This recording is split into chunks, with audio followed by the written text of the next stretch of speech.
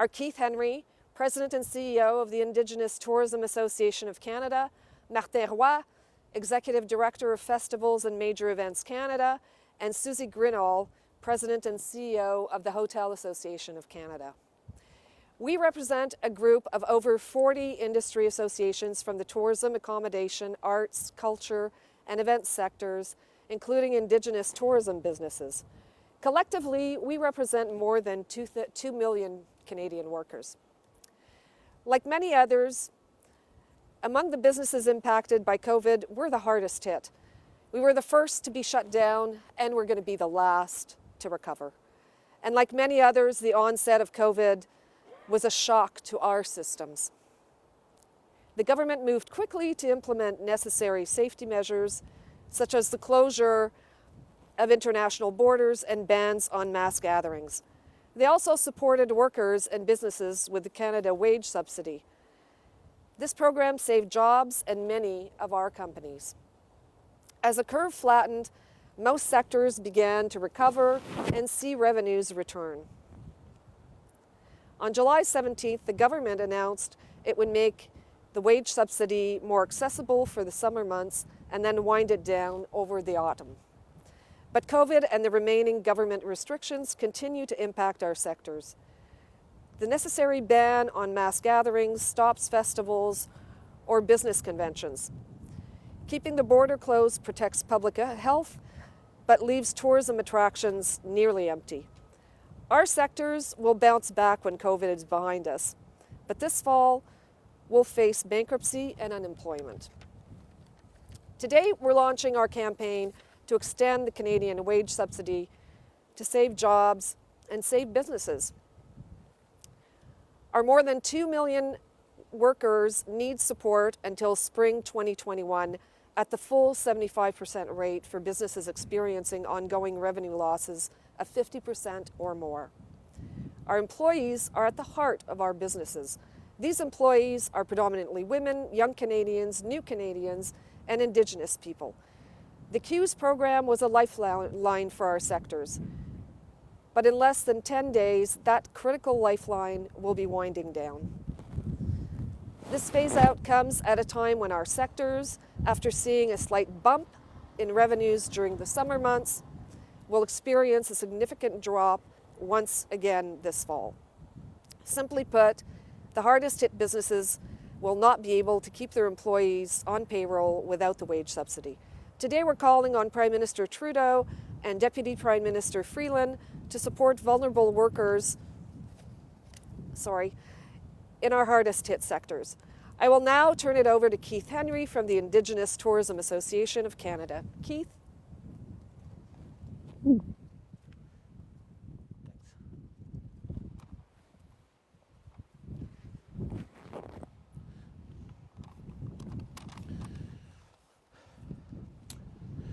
I want to start by acknowledging the territory of the Algonquin people, whose territory I make my remarks today on. My name is Keith Henry. I'm the President and CEO for the Indigenous Tourism Association of Canada.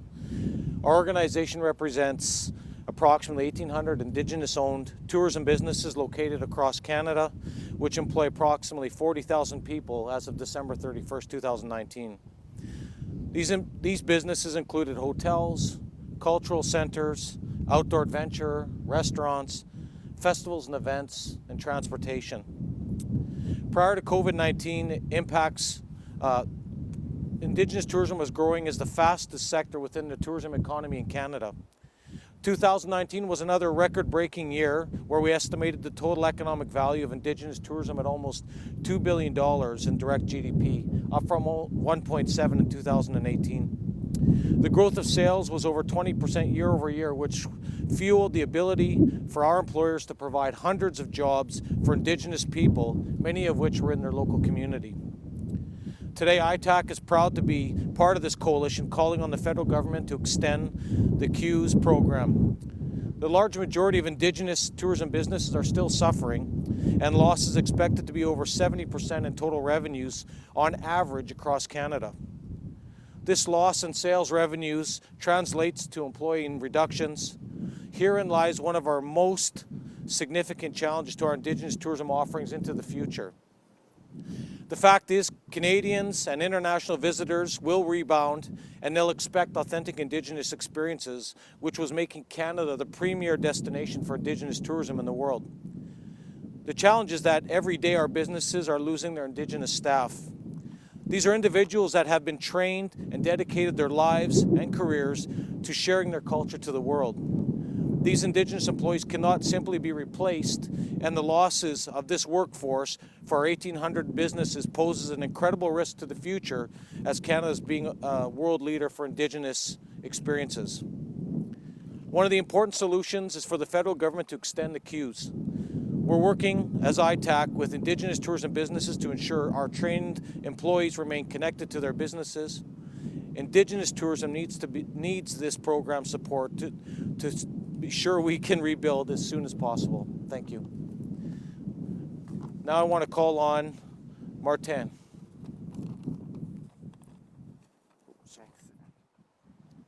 Thank you.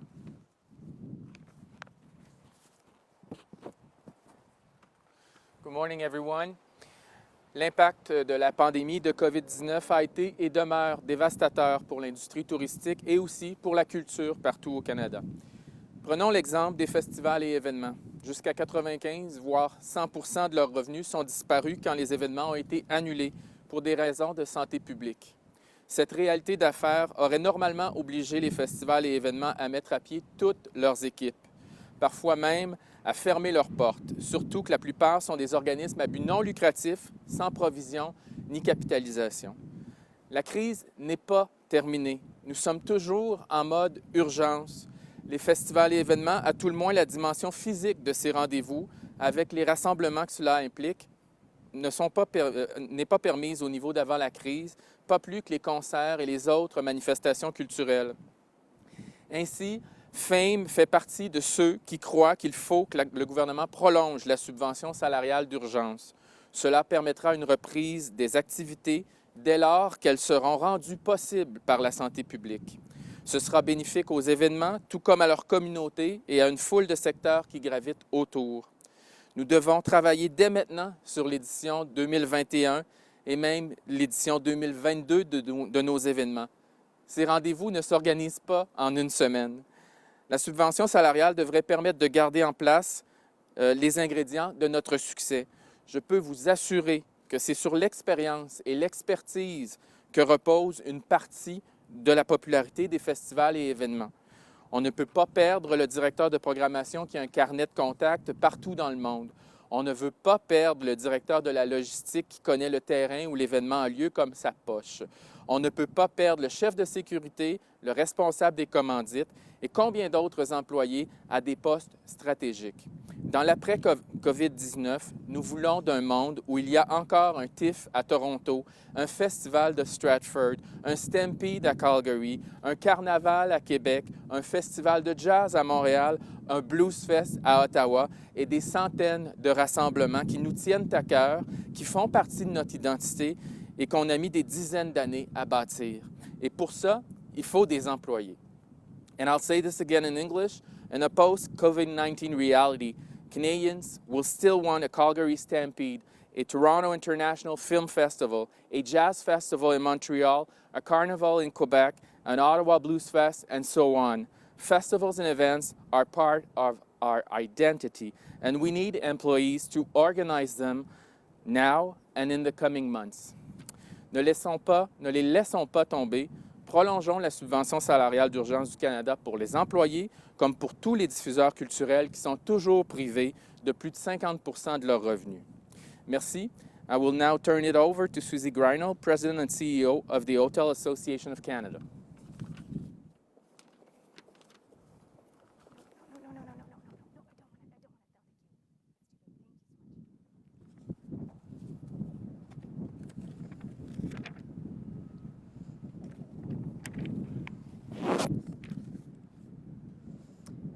Thank you very much for joining us here today at the beautiful and iconic Château Laurier. Je vous remercie tous de joindre nous aujourd'hui. As Charlotte, Keith, and Martin have mentioned, our sectors are different. We cannot offer curbside pickup, e-commerce, or pivot to manufacturing of new products.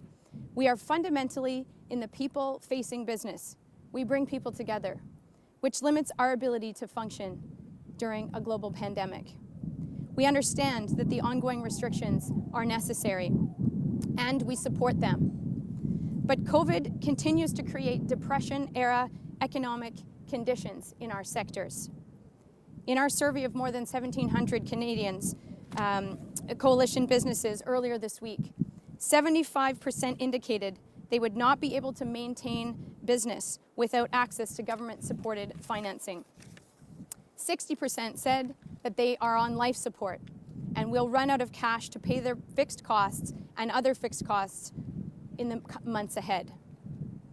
And critically, 90% have identified the extension of the CEWS program to 2021 as important or critical to their survival. The federal government moved quickly to roll out the much-needed program in April. We thank the government for this, and we applaud their willingness to listen and adapt during this unprecedented time. But winding down and phasing out the CEWS program for all businesses at the same time does not make sense. It must be acknowledged that while some are allowed to recover, others are not, and this support program should reflect this reality. As the coalition of hardest-hit businesses, we know that business will not resume in a meaningful way until the summer of 2021. And when that day comes, we will come back strong. But in the meantime, we need help. Without help, many of the hardest-hit businesses will not survive, and the jobs will be gone forever. We cannot allow our employees to be left behind. Nous ne pouvons pas laisser nos employés en plan. Our industries employ one of the most diverse workforces in the country. In the hotel sector alone, women make up 60% of total employees. Millennials make up 38%, immigrants 31%, and visible minorities 29%. These are the very groups that the federal government and the Bank of Canada have identified as being disproportionately impacted by COVID-19 and that need additional protection and support. The best and most empowering way to support these workers is to allow them to keep their jobs. The CEWS program was the single biggest factor in helping the majority of our businesses survive thus far. Keeping the subsidy at the full 75% rate is going to be critical in the months to come. We are pleading with the government to extend and expand this program to a 75% subsidy rate for the balance of 2020 and through to the spring of 2021 for those businesses that have lost half of their revenue or more. I invite the public to visit the www.hardesthit.ca website to learn more about this campaign and how to get involved. J'invite membres de public à visiter notre site web www.hardesthit.ca pour en savoir davantage sur notre campagne et la manière de s'y engager. We would now be pleased to take your questions.